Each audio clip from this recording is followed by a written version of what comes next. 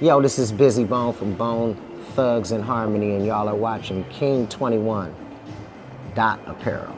Let's go.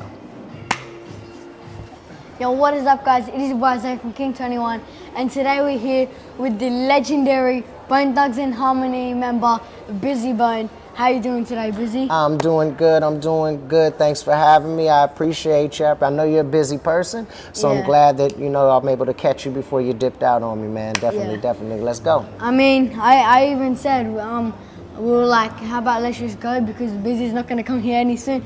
And I'm like, no, let's just play the waiting game because it's worth a try. And then Voila. 2 minutes later, magic appears.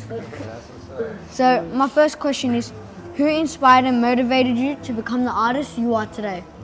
I think what first inspired me was an artist by the name of DOC to be a rapper.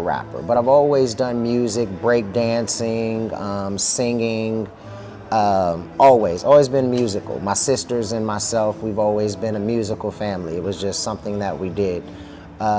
So I think my first inspiration would probably have been Motown. Yeah. Motown, the sound in Detroit, and listening to it on the radio and duplicating it and singing it, and then it just manifested into the current genre of music, Yeah. I mean, they're very big, so I get why they'll definitely be your inspiration. Yes. So my second question is, we would love to know if you have a dream collaboration, past or present. If so, who would it be and why? A dream collaboration, past or present, why? I think Whitney Houston. Because I believe her voice was so super amazing that I could have done something with it behind my vocals that would have been phenomenal. Like as I was rapping, she could do some of the runs behind my vocals because I harmonize. So a lot of notes that are beyond my range or reaching a higher plateau, I would have her be able to do so. That's definitely a dream collaboration. And why? Because as an artist, I like to stretch my vocals as far as they can go. Yeah. And she had no limits. So, definitely. I mean, it's Whitney Houston, so like, That's right. she's like one of the biggest artists ever. Like, Yes, indeed. Rest in peace, Whitney Houston. Rest in peace, Whitney Houston. R.I.P. man. So, my third question is, are you able to tell us what's next for yourself after Juicy Fest, and what can us fans expect to see in 2024? Okay, well, I could definitely tell you what's next. After Juicy Fest, we go home for a minute. We relax, go spend some time with Jam the Man, spend some time with Wifey. I got an anniversary coming up, a wedding anniversary. And in the meantime, my older kids, which YBL Sinatra sitting over here, Little Bizzy, my junior, my son, and my nephews, Throde and the Harmony God. We're gonna be putting out a series of songs, just building up for the rest of the Juicy Fest tour, because we're taking it to Dubai, we're taking it to Canada, we're taking it to the States, and we're gonna go on a world tour Juicy Fest tour, because it was such a success here that we're gonna be able to take it to the next level. So that's what's next. My son's got a single coming out right away with a guy by the name of Doughboy. He signed to Future. He's from Cleveland, but he's based himself in Atlanta.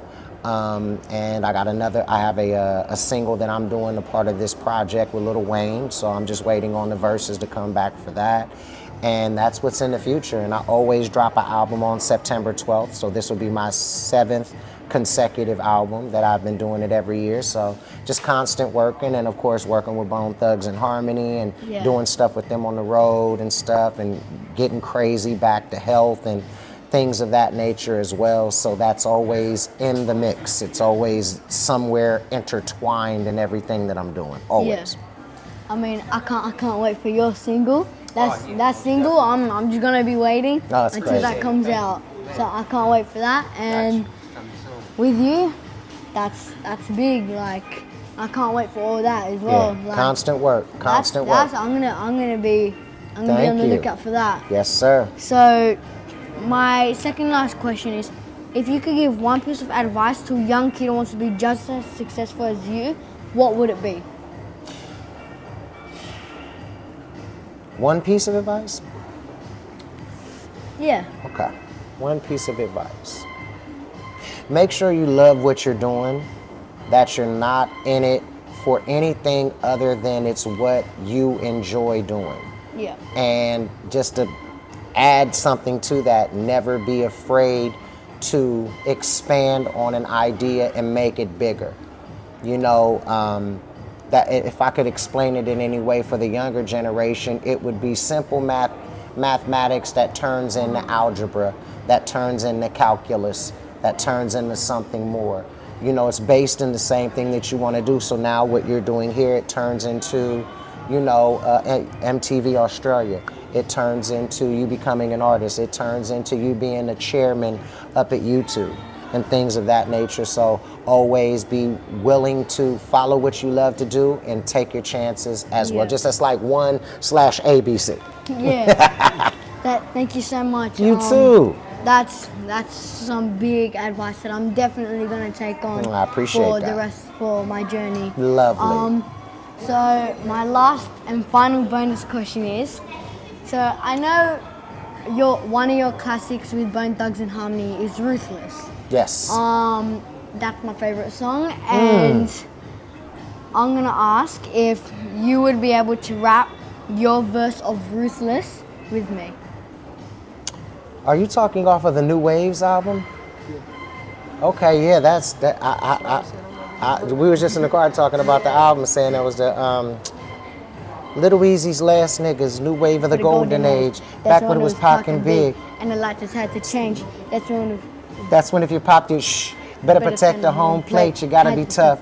Survival was the one who was willing to catch the case. The Bible was St. Augustus waters, like the trials was. Who kept the files? Cause time will travel miles. Cause keep my love, keep my blood. But I think my smile was. Rest in peace. Rest in peace, Easy. You